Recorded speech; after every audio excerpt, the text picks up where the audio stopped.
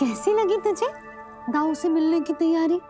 बहुत अच्छी है मैया, पर उससे भी अच्छी है वो प्रसन्नता जो इस मिलन के उत्साह में मुझे आपकी आंखों में दिख रही है।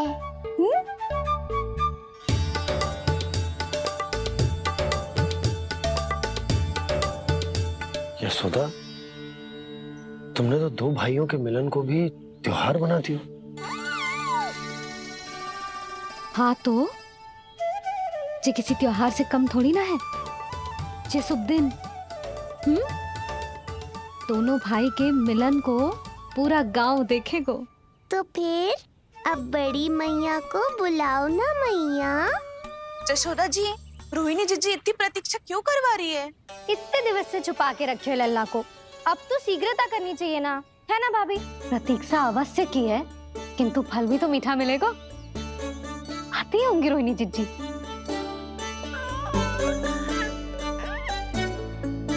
जीजी, कहीं उन्होंने अपना विचार तो ना बदल दियो?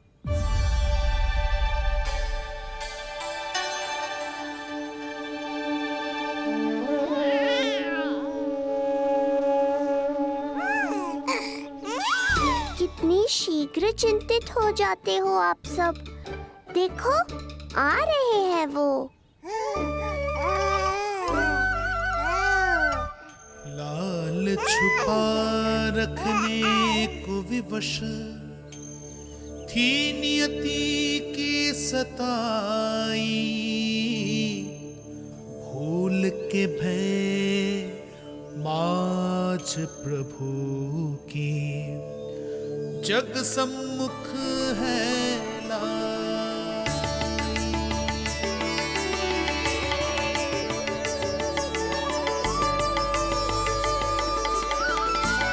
देखो तो कितनी मधुर मुस्कान है। और आंखें कैसी गंभीर और गहरी है।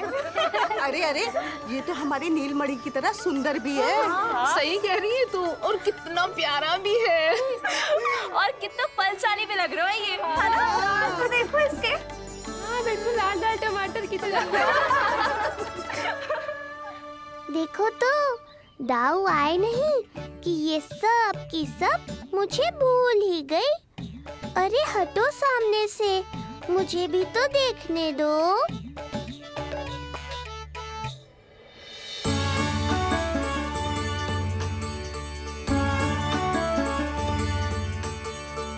मैया सहायता करो ना।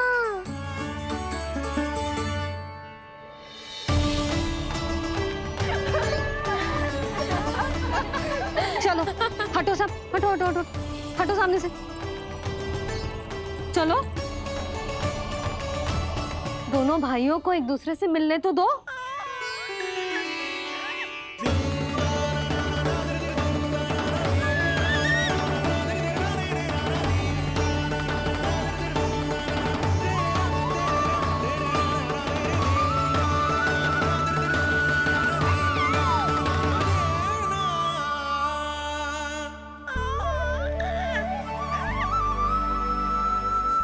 चल लल्ला, चल आजा।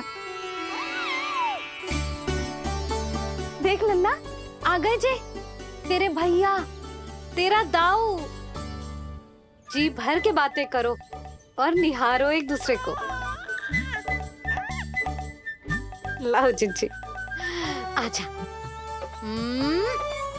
जे रहे तेरे दाऊ। आओ जिज्जी।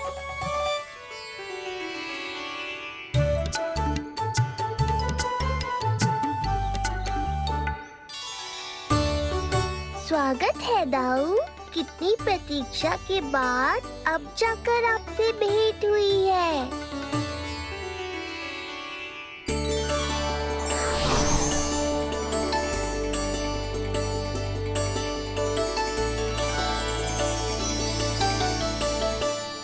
क्या हुआ दाऊ, मुझे पहचान नहीं पा रहे? कितनी देर लगाओगे दाऊ? अब तो पहचान लो, छोटा भाई हूँ आपका।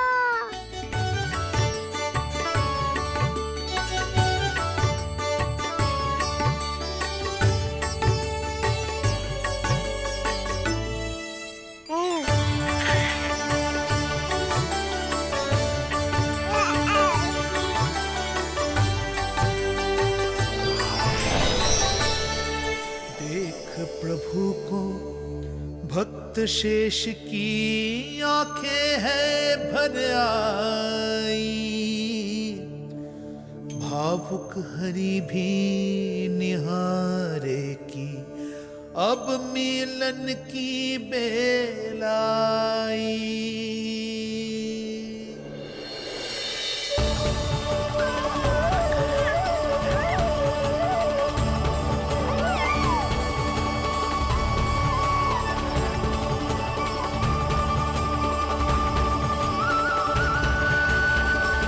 प्रभु, आपके दर्शन पाकर मैं धन्य हो गया। प्रभु नहीं, छोटा भाई पुकारो शेष। ये कैसे संभव है? आप नारायण हैं, मेरे प्रभु। ये जानते हुए भी मैं आपसे बड़ा कैसे बन सकता हूँ? हर दुविधा की तरह इसका भी समाधान है शेष। अब तो हम एक दूसरे से मिल भी चुके हैं। पृथ्वी पर हमारा सूत्र जुड़ चुका है, इसलिए समय के साथ तुम ये भूल जाओगे कि तुम्हारा ये भाई मेरा ही अवतार है। ये क्या कह रहे हैं प्रभु? वही जो आवश्यक है, नहीं तो तुम नीलमणि के बड़े भाई होने का कर्तव्य कैसे निभाओगे? कैसे डांटोगे मुझे? और बड़े होने के नाते मुझ पर अधिकार कैसे दिखाओगे? पर प्रभु, पर किंतु परंतु ये सब भूल जाओ शेष। आज से इसी क्षण से मैं हूं तुम्हारा छोटा भाई और तुम मेरे ताऊ। मैं हूं तुम्हारा छोटा भाई और तुम मेरे ताऊ। नारायण नारायण दाऊ। दोनों इतने सुंदर लग रहे हैं, मेरी तो दृष्टि भी ना हट रही इससे। कहीं मेरी ही दृष्टि ना लग जाएगी।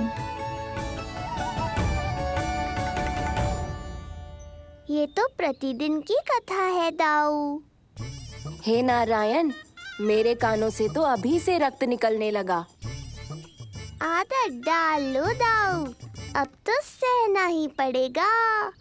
वो देख रहे हो, सुलक्षणा चाची सबसे अधिक चतुर यही है।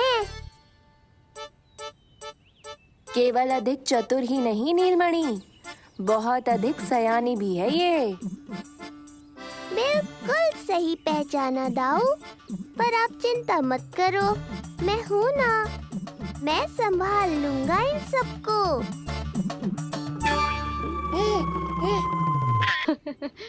देखो तो जिज्जी, इन दोनों की दृष्टि एक दूसरे से ऐसी चिपक गई है कि अब हटने का नाम ही ना ले रही। जे सूचक है उस प्रेम के बंधन का, जिसमें जे दोनों भाई आज के बाद सदा के लिए बंध जाएंगे।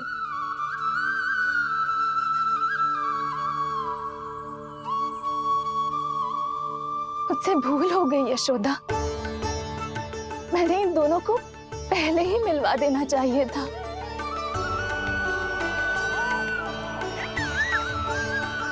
मैं कहती थी ना आपसे।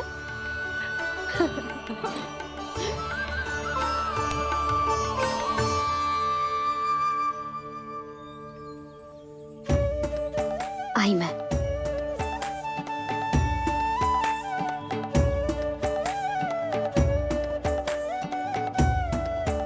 क्या सोच रहे हो ऐसे खड़े खड़े? देख रहा हूं दोनों भाइयों का जे मिलन किसी त्योहार से कम थोड़ी ना। सही कहा था तुमने।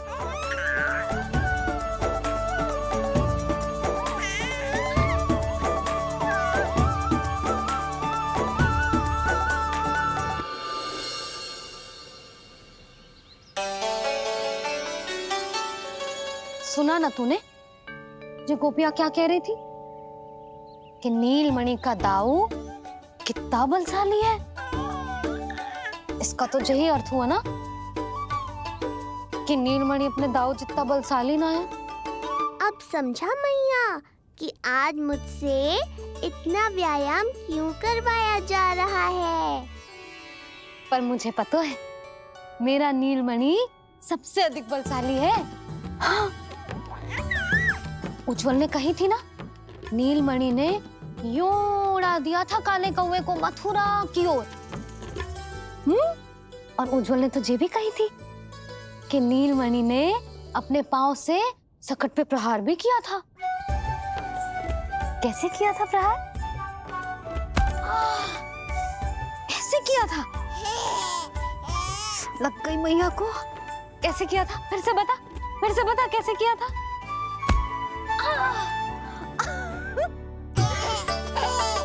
मेरे लल्ला में कितना बल है, मैया को ही ढकेल दियो पीछे। अच्छा ही है कि आप उज्जवल के कहे को गंभीरता से नहीं ले रही, नहीं तो आपका ये रूप मैं कैसे देख पाता मैया। फिर से बता कैसे मारा था? कैसे मारा था?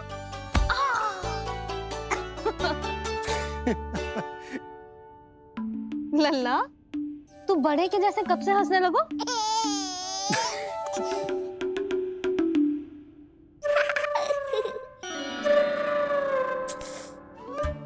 आप यहाँ क्या कर रहे हो? छुप छुप के मैया और लल्ला को खेलते हुए देखने के अतिरिक्त और कोई कार्य ना है आपके पास? कार्य तो है,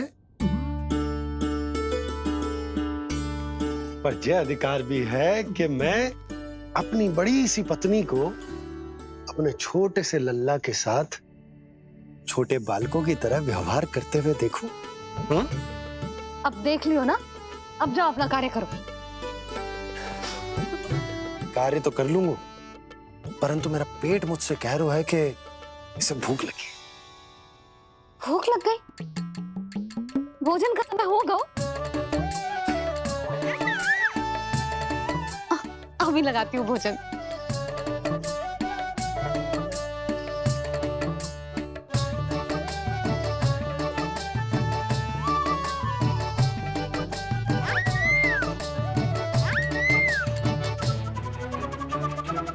क्या हुआ लल्ला, इतना उतावला क्यों हो रहा है तू?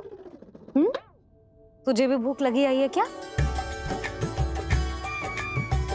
सच्ची में भूख लगी आई है कि मंद मंद मुस्कुरा के मैया को बांधना चाहता है? तनिक रुक जा, तेरे बाबा को भोजन परोस के यूं गई और यूं आई। मेरा अच्छा लल्ला। आई।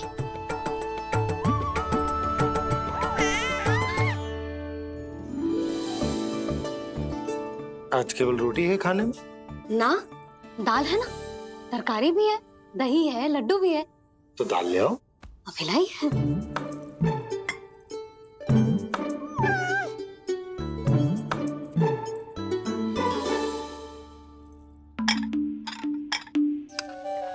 अवश्य भूख ही लगी होगी उसे। यशोदा, दही नहीं दाल। क्षमा करना, भूल हो गई।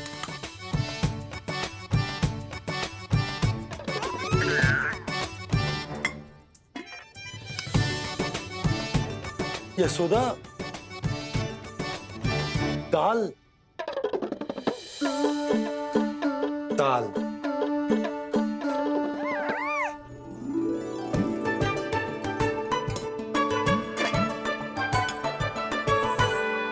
अब ऐसे क्या देख रहे हो?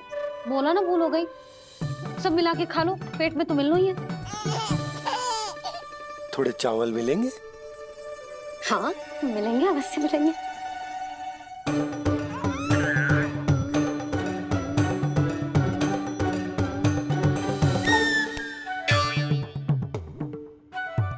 लड्डू नहीं, चावल।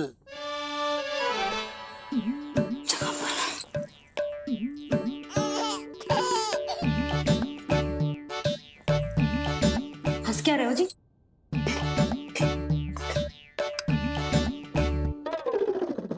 आज व्यायाम भी बहुत कस के करवाओ था मैंने, कहीं अधिक भूख तो ना लगी होगी। सच्ची यशोदा, बिल्कुल ना बदले तुम। पहले रामू की चिंता में व्याकुल रहती थी और अब हम नीलमणि में तुम्हारा मन लगा रहते। हाँ तो लल्ला भूखा हो और मैया का मन व्याकुल भी ना हो, ऐसा हो सकता है भला? फिर तो दूध पिला दो ना उसको। जाऊं? शीघ्र जाओ। किंतु आप तो खा रहे हो ना पतिदेव। वही तो यशोदा, मैं खा रहा हूं, किंतु वो भूखो है। जाओ। ठीक है। यहाँ थी तो लल्ला की भूख के लिए चिंतित थी, अब वहां जाएगी तो पक्का मेरे भोजन के बारे में चिंता करेगी। कहीं आधे ही भूख में ना उठ जाए तेरे बाबा, उन्हें कुछ और चाहिए होगा तो। सही कहा था बाबा ने, वहाँ मेरी चिंता थी, यहाँ बाबा की चिंता है। सच्ची मैया, अनोखी हो आप। अरे इतने से पेट भर गया तेरा? ना, ये वाली मुस्कुराहट तो मत ही दिखा मुझे। इतनी शीघ्र तेरा पेट भर ही ना सकता। मैया जानती है अपने लल्ला की भूख।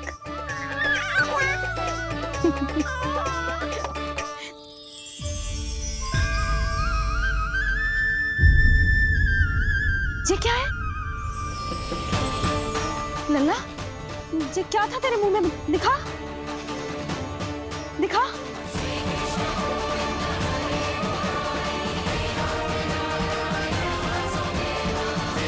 मैया को सब पता है, इतनी जल्दी तेरा पेट भर ही ना सकता।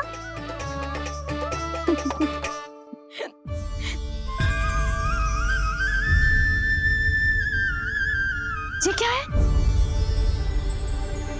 लल्ला? ये क्या था तेरे मुंह में? दिखा। ओहो, मैं तो भूल ही गया था कि मेरे भीतर ही तो सारी सृष्टि समाई हुई है।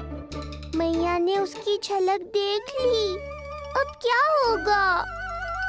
क्या हुआ यशोदा? सुनो जी, हमारे लल्ला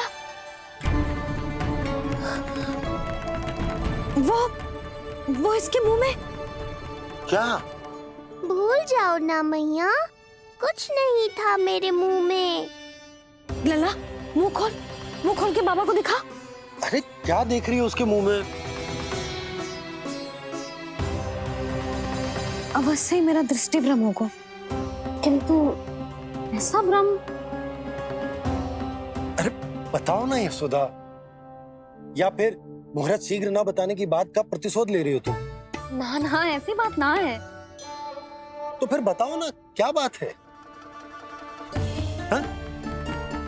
मैंने लल्ला के मुंह में कुछ देखो। क्या देखो? अब फंस गया मैं। मैया बाबा को सब कुछ बता देंगी और राय का पहाड़ बन जाएगा। फिर कैसे संभालूंगा इन दोनों को? ऐसे लगो जैसे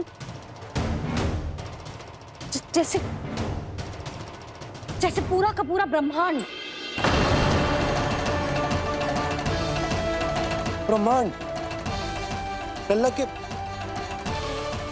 मुंह में। अच्छा, तुम मेरा मुंह देखो।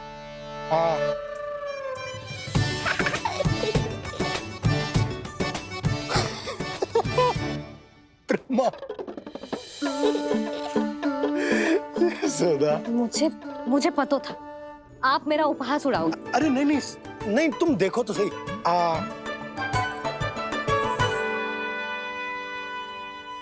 ब्रह्मांड ना सही, गोकुल तो दिखना चाहिए। अरे गोकुल को राजा हूं मैं, है कि ना? है? देखो, अरे देखो। धन्यवाद बाबा, आपने इस बात को गंभीरता से नहीं लिया, इसलिए अब मैया भी नहीं लेंगी। आज तो बचा लिया आपने। आज के बाद ना आपको कुछ बताऊंगी ही ना।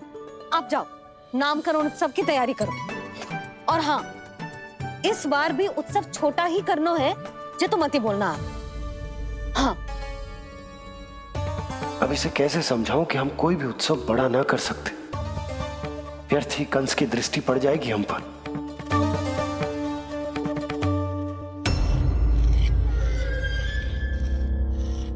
लगता है आपके सैनिक और तलवार दोनों की धार कुंद पड़ गई है महाराज। महाराज, मुझे भय था कि कहीं ऋषि गर्ग मुझे श्राप ना दे दे।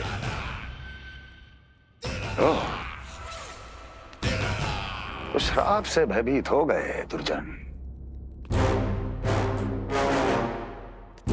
किंतु कंस तो कोई श्राप नहीं देता, सीधा मृत्यु देता है। ऐसा न करे महाराज, दया करे, दया निदान। यदि मैं उनकी इच्छा के विरुद्ध भीतर जाने की कोशिश करता तो जितनी सूचना मुझे मिली है उतनी भी नहीं ला पाता। तब आपको कैसे पता चलता महाराज कि आपकी बहन और बहनोई मात्र अपनी मृत संतानों के श्राद्ध के लिए वहां नहीं गए थे?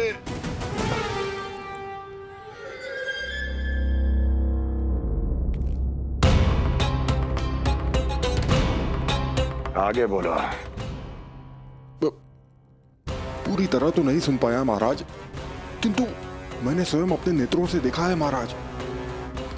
राजकुमारी देवकी ने ऋषि गर्ग के हाथ में कुछ दिया था।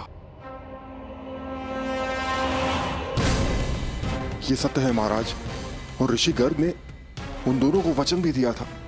सही समय की प्रतीक्षा कीजिए राजन, आपके दोनों कार्य पूर्ण होंगे। महाराज, मैं आपका सबसे विश्वसनीय सेवक हूं। आपके हर आदेश का पालन करना मेरा अधिकार है, और मैंने अपने अधिकारों का पालन किया भी है महाराज। किंतु फिर भी यदि मेरी ओर से कोई भूल हुई हो, मुझे क्षमा करे दया निदान, मुझे क्षमा करे। इसका अर्थ है कि उत्कच सही कह रहा था। वो दोनों अवश्य ही कोई ना कोई षड्यंत्र रच रहे हैं मेरे विरुद्ध। समय आ गया है, अब मुझे किसी ऐसे की खोज करनी होगी जो उतना ही शक्तिशाली हो जितनी की मेरी ये तलवार।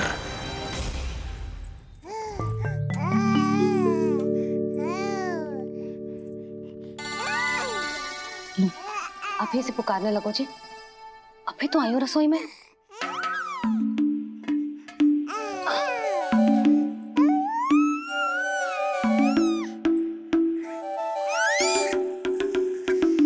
शीघ्र ही तुझे भी अपने बाबा का हाथ बटाना पड़ेगा, समझ रहे हो ना?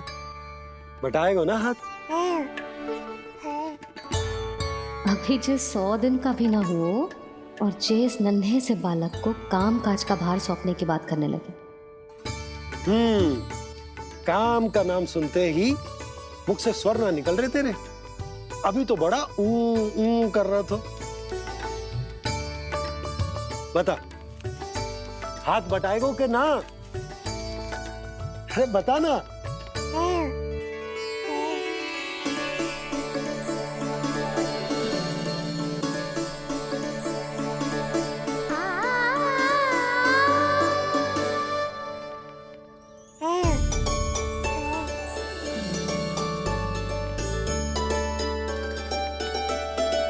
कल तू पूरा 100 दिन को हो जाएगा लल्ला।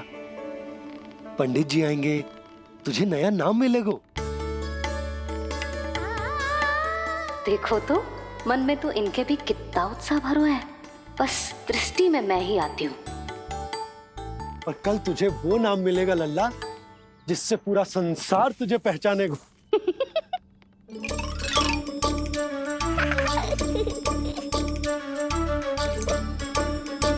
अब लल्ला, कितना कार्य शेष है और तूने मुझे बातों में लगा लियो।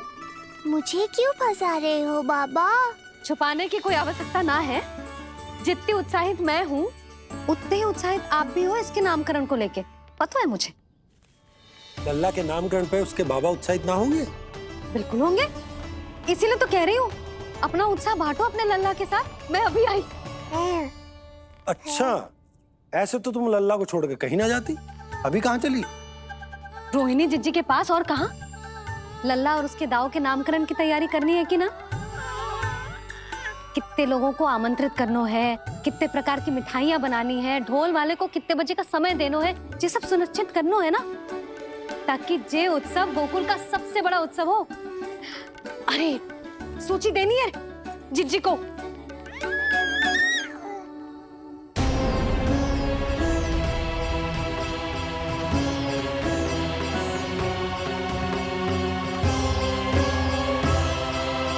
सबकी कोई आवश्यकता ना है। आवश्यकता ना है मतलब? कहना क्या चाहते हो आप? मैं ये कहना चाहता हूं कि यशोदा, सत्य तो ये है कि हमें दुख में ना अत्यधिक दुखी होना चाहिए और ना सुख में अत्यधिक उत्साहित। प्रसन्नता कितनी भी क्यों ना, हमें उत्सव संयम से ही मनाना चाहिए। इतने वर्ष संयम ही तो रखा था ना नंद जी। ये समय संयम का ना आनंद से बावले हो जाने का है। यशोदा, हम आयोजन छोटा ही करेंगे। मैं कुछ सोच समझ कर ही तो कह रहा हूं। पर क्यों? मुझे भी तो समझाओ। हर बात समझाने की ना होती है यशोदा। अच्छा, पति पत्नी में भेद हो तो है? ठीक, मैं कोई भेद ना रखूं। जो भी अब तक मैंने तुम्हें ना बताया है वो सब बताऊं। ओहो, क्या कर रहे हो बाबा? कंस के बारे में कुछ बता मत देना मैया को। वो मंगला है ना, उसने आज शाम को ही बछड़ा दियो और भाद्रपद का मास लगभग बीतने को ही है, तो धीरे धीरे शरद ऋतु आ जाएगी, दूध की हानि भी कम हो जाएगी। हाँ? और वो सरजू है ना, उसको बैद जी ने पूरे पखवाड़े का विश्राम के लिए कहा है। क्यों? क्योंकि वो ठाट से गिर गए थे और गिरते समय उसे भीतरी चोट लग गई थी। अरे और... बस बस बस, ये सब मुझे क्यों बता रहे हो? इसका नामकरण से क्या संबंध? तुम्ही ने तो कही ना कि पति पत्नी के बीच में कोई भेद ना होता। तो मुझे जो भी बात पता है मैं तुम्हें बताऊंगा। कितनी समझदारी से बात बदल देते हो आप, और भोली भाली मैं आपकी बातों में आ जाती हूँ और इस सब में असली बात तो रह ही जाती है। किंतु आज बात मेरे लल्ला की है। उत्सव तो विशाल ही होगा और इस बारे में कछु और ना सुनूंगी मैं। आप लल्ला का ध्यान रखो, मैं जा रही हूँ रोहिणी जीजी के पास। यशोदा,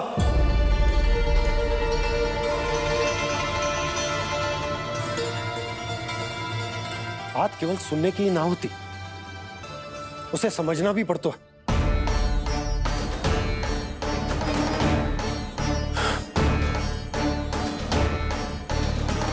विश्वास है ना मुझ पर? मैं कुछ सोच समझ कर ही कर रहा हूँ ना। उत्सव तो छोटा ही होगा।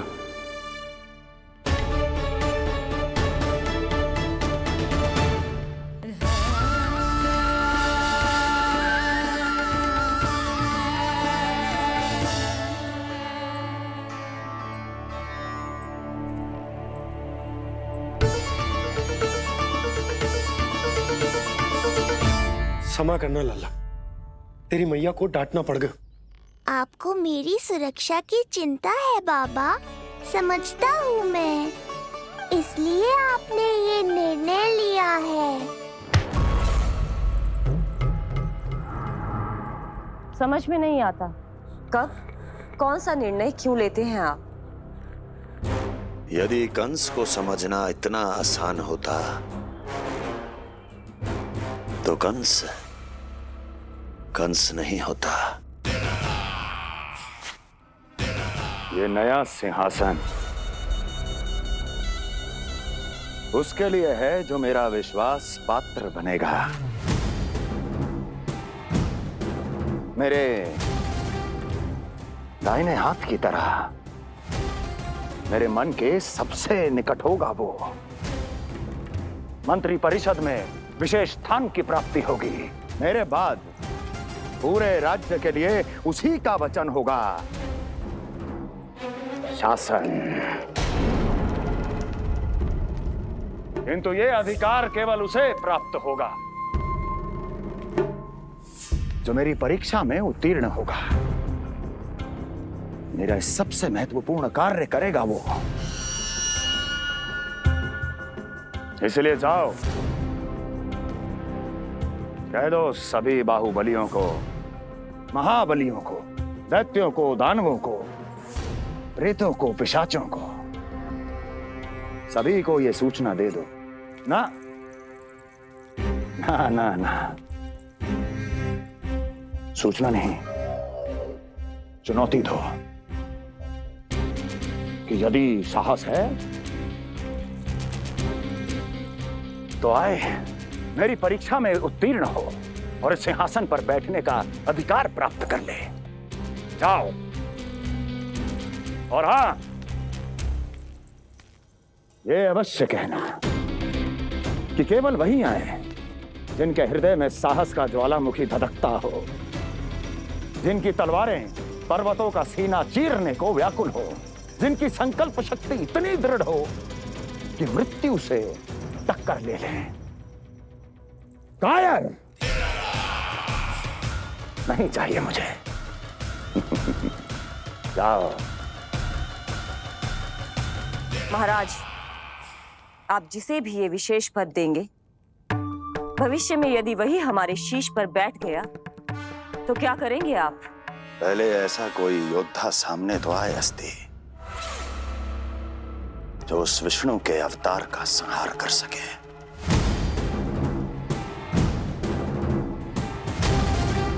और जहां तक प्रश्न है हमारे शीश पर बैठने का,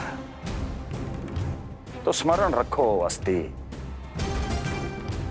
कंस को अच्छी तरह आता है ऐसे दुस्साहसियों को बीच दरबार में खड़ा करके अपनी उंगलियों के संकेत पर नृत्य करवाना। ता दीर्घ ता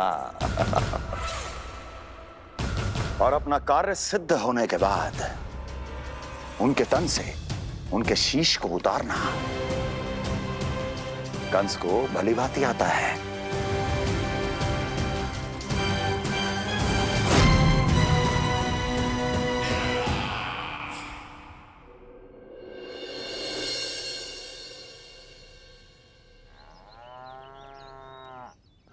पूरे 100 दिन का होगा हुआ तो लल्ला, कम से कम 100 व्यक्ति तो आने चाहिए थे ना तेरे और तेरे दाऊ के नामकरण में। हाँ, अब तुम मुस्कुरा क्या रहो है? तू ही बता, जे भवन देख के लग रहा है कि यहाँ कोई उत्सव है? बिना अतिथियों के कैसा उत्सव और कैसा आनंद, तू ही बता। और मैं करूं भी तो क्या? पता है लल्ला, मुझे तो लग रहा है तेरे बाबा ना कंजूस होगा है। नहीं तो भला और क्या समस्या हो सकती है उन्हें बड़े आयोजन से? अरे गोकुल के राजा का लल्ला है तू, राजकुमार। यदि तेरा आयोजन बड़ा ना होगो तो भला किसका होगो?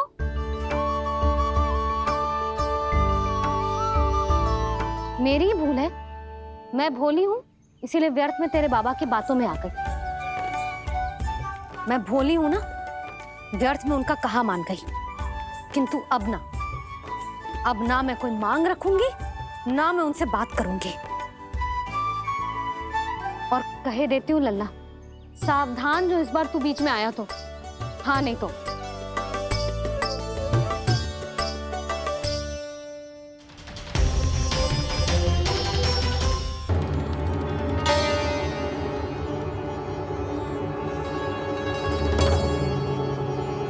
क्या होगा? हाँ, सब ठीक तो है ना? आप इतनी चिंता में क्यों हो जी? कुछ बुरी सूचना तो ना मिली? अब जे मत ही कहना कि जे भी मुझसे छुपाना पड़ेगा। जो भी है मुझे बताओ। पंडित सदानंद जी महाराज वो नामकरण के लिए ना आ सके। उनकी बिटिया के पांव भारी, उसे लिवाने वो समझाने गए। ये तो शुभ समाचार है।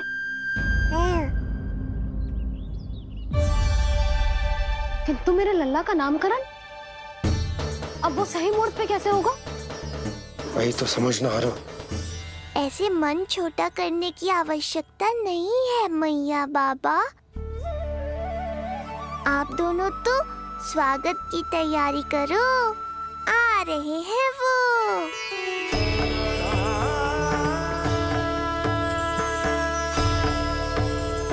लो, आ गए वो जिनकी मुझे प्रतीक्षा थी। आप दोनों व्यर्थ ही चिंता कर रहे थे।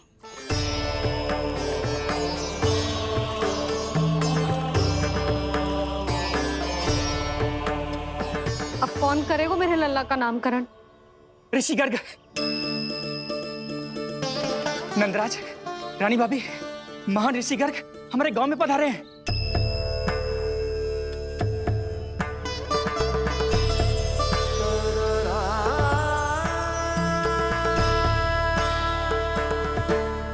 ऋषि गर्ग गोकुल में? हाँ नंदराज, और कह रहे थे उन्हें यादव राज वासुदेव जी ने भेजो है रानी जी के पास। अरे तो तुम लोग खड़े खड़े क्या देख रहे हो? जाओ उनके सत्कार की तैयारी करो। जी यशोदा, उनके स्वागत की तैयारी करो। सुनो जी, वो तो यादवों के कुलगुरु है ना, रोहिणी जीजी के यहाँ आए हैं, हमारे यहाँ आएंगे। आप देखती जाओ मैया, वो सीधे हमारे घर ही आएंगे।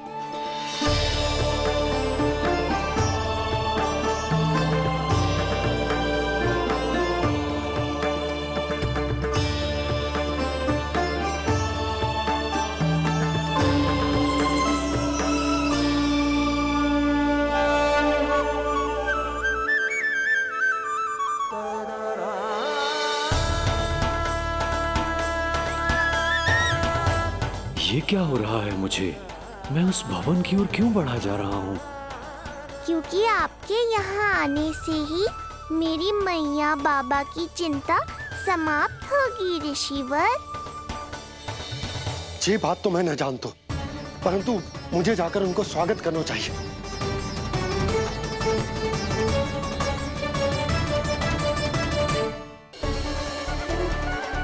गुरुदेव,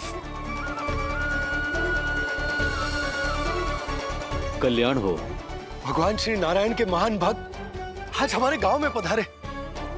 हमारा जीवन सफल है गयो आज। वो भवन आपका है नंदराज? आपके शुभ चरण पड़ेंगे तो हमारा जय भवन पवित्र हो जाएगा। इतने बड़ी ऋषि अगर हमारे घर पधारेंगे तो हमारे तो भाग्य ही संवर जाएंगे। मैया आपके दर्शन को तरस रही है ऋषिवर, संकोच मत कीजिए, अब आ भी जाइए। पधारिए गुरुजी। न जाने क्यों मेरे पांव अपने आप ही आपकी भवन की तरफ जाने को व्याकुल है नंदराज। पधारिए गुरुदेव, आइए।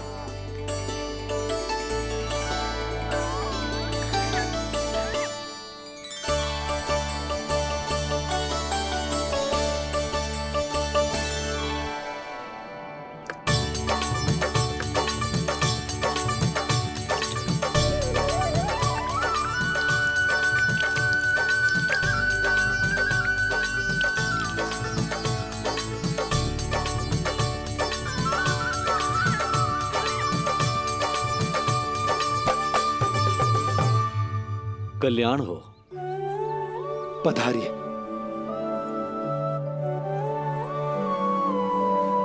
आया तो था मैं रानी रोहिणी के भवन में, पर पता नहीं कैसे यहाँ खींचा चला आया। विराजिए गुरुदेव। महाराज, आप इसे भी रोहिणी जीजी का ही घर समझिए, मैं अब भी बुलाकर लाती हूँ। महाराज, ये हमारा सौभाग्य है कि आपने यहाँ आना स्वीकार किया। कहिए, क्या सेवा करूं मैं आपकी? मुझे आपके भाई वासुदेव ने भेजा है नंदराज।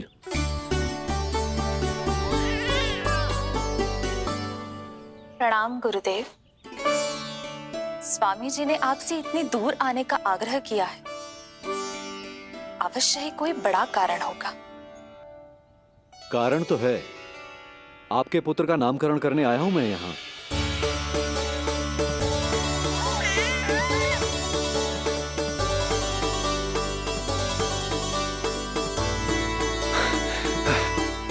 ऋषिवर, तब तो आप अत्यंत ही शुभ दिन पधारे।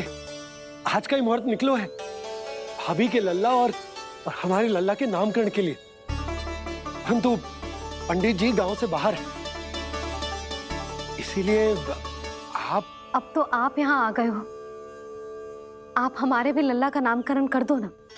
पुत्री, ये क्या कह रही हो तुम?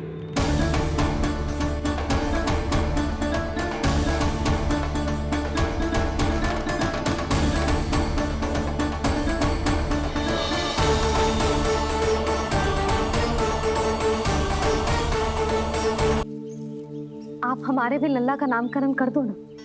पुत्री, ये क्या कह रही हो तुम? विनती कर रही हूँ, और मेरी जे आग्रह अस्वीकार मत ही करो। आप दोनों भाइयों का नामकरण एक साथ हो जाएगा।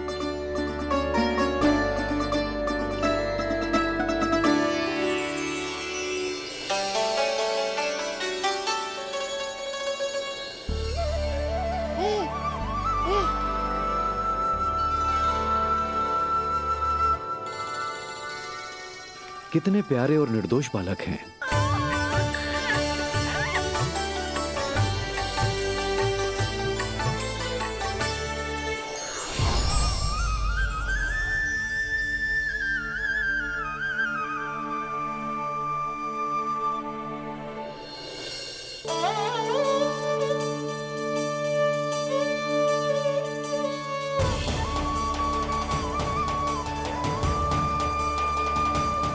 इन दोनों को देखकर गुरुदेव की आंखों में आंसू क्यों आ गए?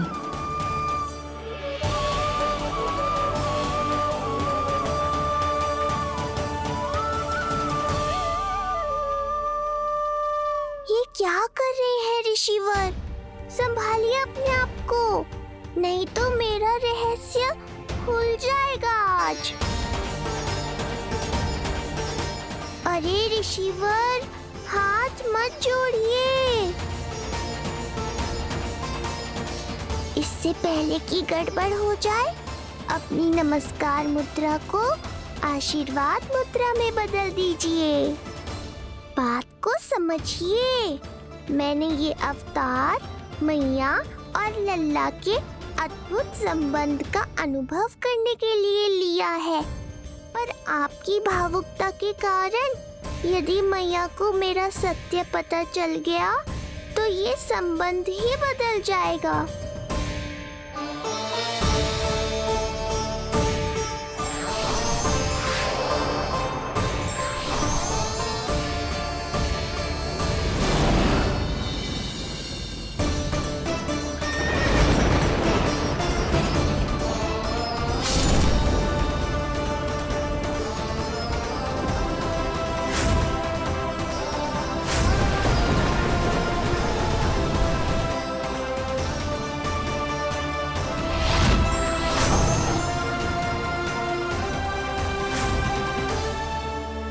अब आप सब कुछ जान चुके हैं ऋषिवर, इसलिए अब मेरे सामने हाथ जोड़कर मेरे सत्य को उजागर मत कीजिए।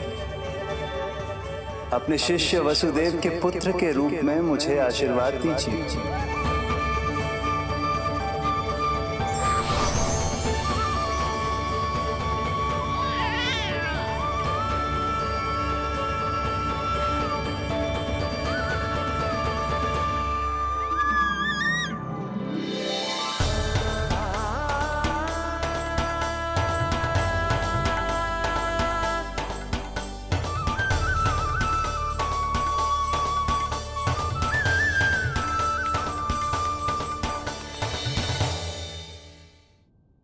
ऋषिवर, आप मौन क्यों हैं? और आपकी आंखों में आंसू? सब कुछ ठीक है ना? अब तो आप हमारे लल्ला का नामकरण करोगे ना? इन दोनों का नामकरण करना मेरा सौभाग्य होगा पुत्री।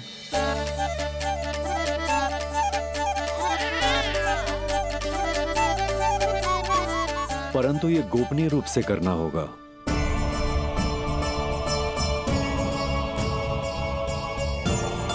अवश्य ही स्वामी का आग्रह होगा,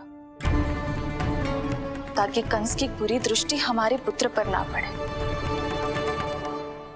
ये तो बहुत महान ऋषि हैं, इन्हें कंस के अत्याचारों के बारे में अवश्य पता होगा। अपनी संतान का नामकरण संस्कार करना एक मां के लिए उत्सव से कम नहीं होता है, पर यह छुपकर करना होगा। आप दोनों को स्वीकार तो है ना? जैसी आपकी आज्ञा गुरुदेव। स्वीकार है गुरुदेव। तो फिर कहाँ करना है हमें नामकरण का प्रबंध? गुरुदेव, मंदिर सही रहेगा? उससे पवित्र स्थान तो हो ही नहीं सकता है। ऋषिवर, आप तनिक विश्राम कीजिए, हम लोग प्रबंध करते हैं। मैं कुछ समय इन बालकों के साथ व्यतीत करना चाहूंगा। ये तो इनका सौभाग्य होगा। हमें आज्ञा दीजिए।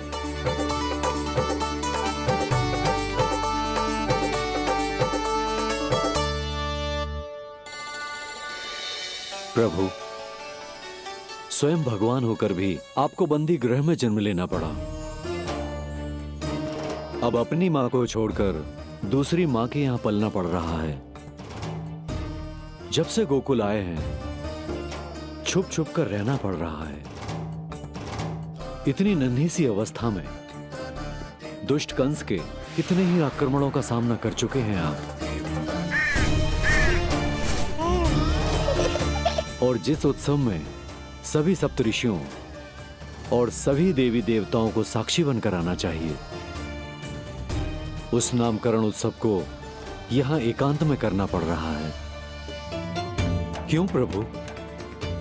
इतने कष्टों को सहकर ये अवतार क्यों लिया है आपने? दुष्टों का नाश करने के लिए, धर्म की स्थापना करने के लिए और सबसे अधिक मैया की ममता का अनुभव करने के लिए। पर इसके लिए इतने कष्ट? मानव जीवन लिया है तो कष्ट तो उठाने ही पड़ेंगे ऋषिवर। मानव जीवन की आंच जला रही है, फिर भी आप मुस्कुरा रहे हैं प्रभु।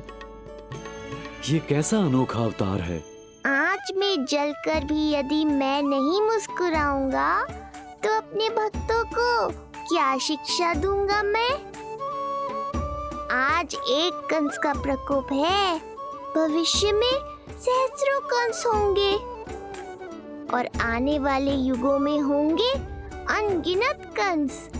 उस समय मेरे भक्तों को पता होना चाहिए कि अपने कष्टों को कैसे सहना है और धर्म के पथ पर अडिग कैसे रहना है।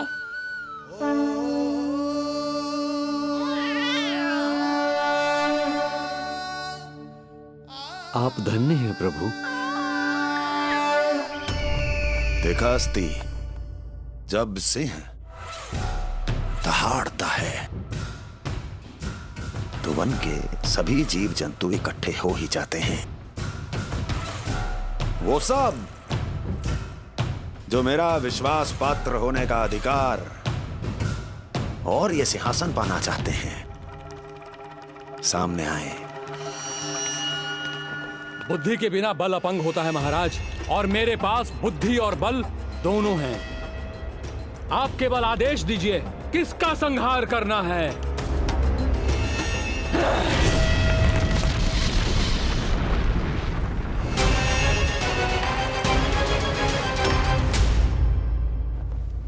सारी तैयारी हो गई। बोलो। आप गुरुदेव को बुला लो, मैं रोहिणी जीजी और बालकों को ले आती हूँ। यशोदा, तुम रुष्ट तो ना हो ना मुझसे? मैं भला रुष्ट क्यों होने लगी? नहीं, तुम जो उत्सव बड़े धूमधाम से करना चाहती थी और बहुत प्रसन्न हूँ मैं कि हमारे लल्ला का नामकरण स्वयं ऋषि गर्ग पूरे विधि विधान से कर रहे हैं। मैं समझ गई, उत्सव बड़ा हो या ना हो, प्रसन्नता बड़ी होनी चाहिए। अरे मैं तो इतनी उत्साहित हूँ कि दोनों भाइयों का नामकरण आज के शुभ मुहूर्त पे हो रहे हैं। तो इससे पहले जो बीत जाए, जाओ। आप भी बुला लो।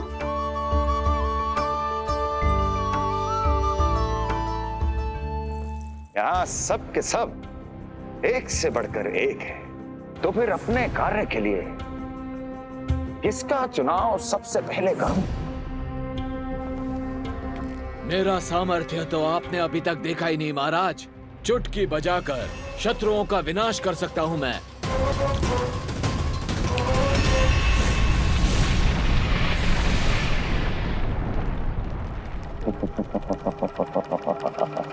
वाह! किंतु आपने तो बताया ही नहीं कि करना क्या है। वध करना है, एक नवजात बालक का वध। उसे साधारण बालक मत समझना। गोकुल में नंद के घर पल रहा वो बालक विष्णु का अवतार है।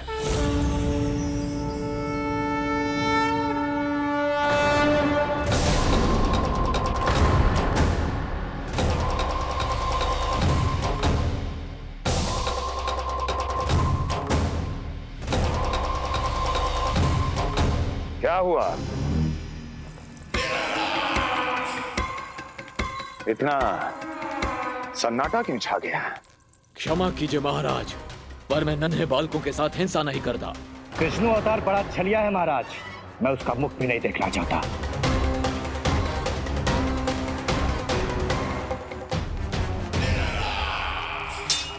जाने दो इन्हें। वैसे भी इस सिंहासन के लिए मुझे कायरों की कोई आवश्यकता नहीं। जाने दो।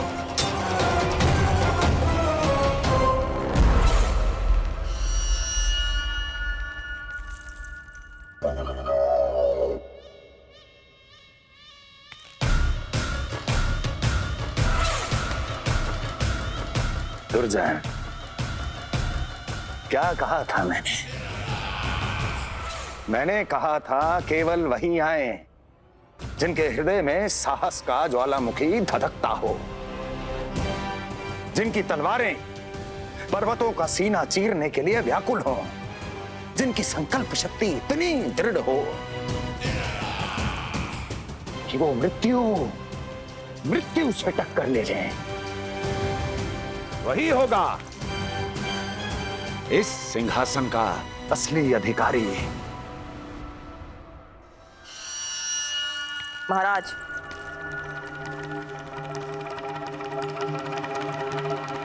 ना तो आपके दिए इस सम्मान का कोई मूल्य रह गया है और ना ही आपके भय का।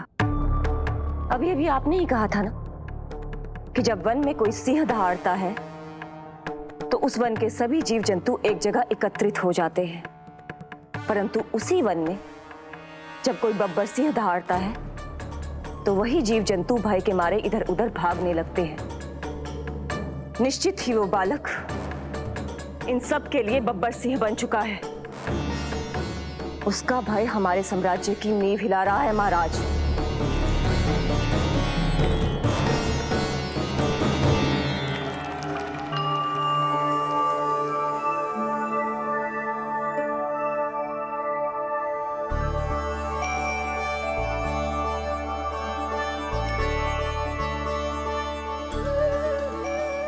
हे नारायण, मेरा मार्गदर्शन कीजिए। हे मां सरस्वती, मुझे आशीर्वाद दीजिए ताकि मैं दोनों बालकों के लिए सर्वोत्तम नामों का चुनाव कर पाऊं।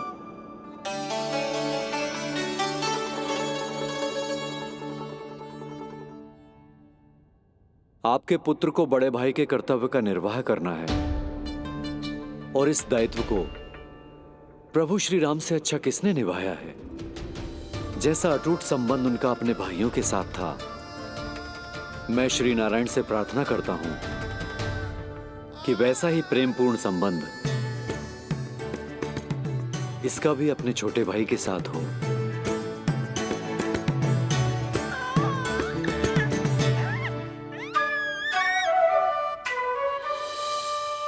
इसीलिए इसका नाम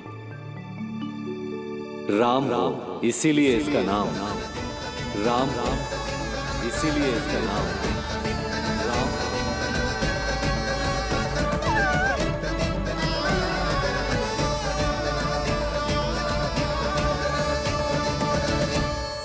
बड़े भाई में आदर्श, न्याय, संकल्प बल के साथ साथ शारीरिक बल भी होना चाहिए। मैं देख पा रहा हूं ये बालक इन सब बलों के लिए जाना जाएगा। इसलिए जो नाम इसके व्यक्तित्व के लिए सबसे उचित है वो है बलराम। बलराम, बलराम।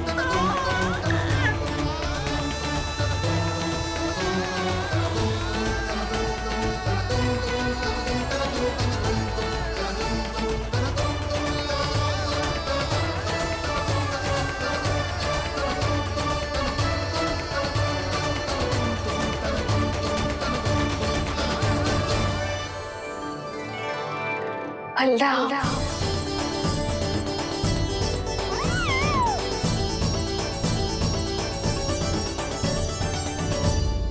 तो फिर उसका नाम बल राम रखना। कैसा अद्भुत संयोग है रिसीवर। जब इसके जन्म की सूचना देने मैं वसुदेव भैया के पास मथुरा गया था तब उन्होंने भी यही नाम रखा था, बलराम। ये संयोग नहीं, नारायण की इच्छा है नंदराज। बलराम से अधिक उपयुक्त नाम इस बलराम के लिए कुछ और हो ही नहीं सकता है। पर मैं तो दाऊ कहकर ही बुलाऊंगा इन्हें, बलदाऊ।